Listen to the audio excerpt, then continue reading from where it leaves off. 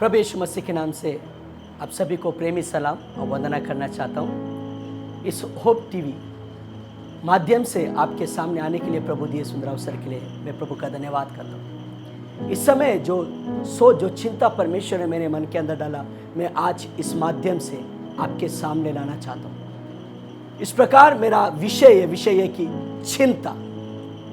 आज चिंता से कईयों लोग परेशानी में, दुखों में, कष्टों में अपने जीवन को व्यतीत कर रहे हैं। ये 2 साल के अंदर कईयों लोग कईयों दुखों से, कष्टों जाने के बाद अब ये सोच में आ रहे कि आगे क्या होगा हमारा।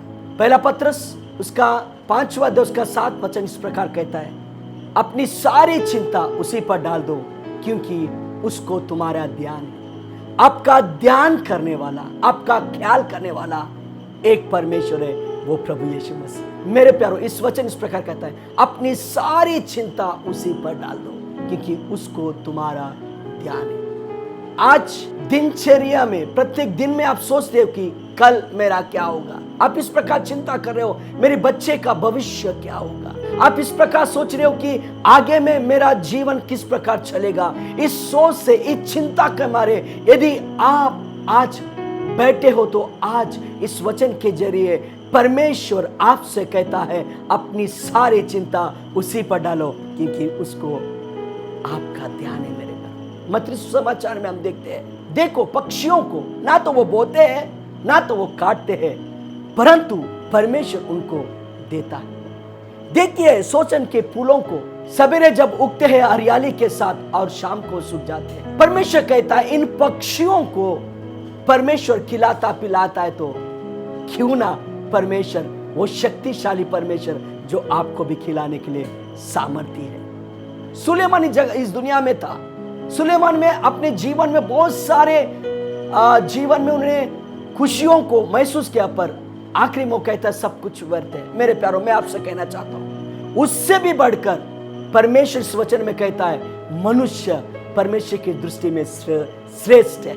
आज आप उसके दृष्टि में श्रेष्ठ है। मेरे प्यारों, आज पक्षियों को, सोसन के फूलों को, घास को देखो, वो जैसे उगते हैं और सूख जाते। जब परमेश्वर उनको पालता है, उनको पोसता है, उनको जब उगाता है, तो परमेश्वर क्यों ना आपकी चिंता करेगा। आप उसकी सृष्टि हो, उसके हाथों की रचना हो।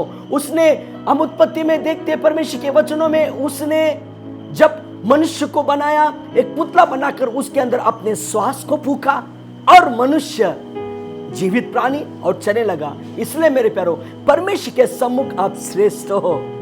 इसलिए प्रभु कहता है, अपनी सारी चिंता मुझ पे डालो क्योंकि मैं आपका ध्यान करता हूं, मैं आपका ख्याल करता हूं। मेरे प्यारो, जगत के, दुनिया में ऐसे बहुत सारे लोग हैं जो कहते हैं हम आपकी चिंता करते हैं। वो शब्द के लिए कहते हैं, परंतु बाहर जाने के बाद वो भूल जाते हैं। पर जो यीशु कहता है, मैं आपका ध्यान करता हूं, इसलिए अपनी सारी चिंता, सारी बोझ उसके ऊपर डालने के लिए क्या आज ये समय आप तैयार हो क्या?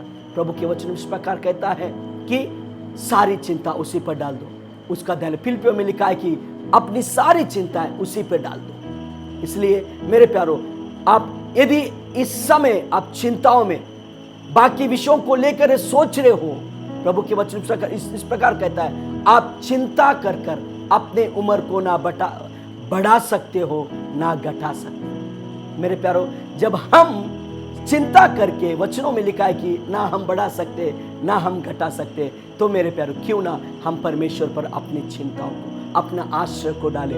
क्यों ना सारी बातों को परमेश्वर को दे दे, वो आपका ख्याल करेगा, वो आपको संभालेगा। दुनिया के अंत में मेरे प्यारो, कोई भी आपको हालेलुया चलाने के लिए, आपको संभालने के लिए, आपकी चिंताओं को उठाने के लिए कोई नहीं है, पर स्वर्गीय सामर्थ्य प्रभु यीशु मसीह जो है, आपकी चिंताओं को उठाने के लिए वो सिद्ध है।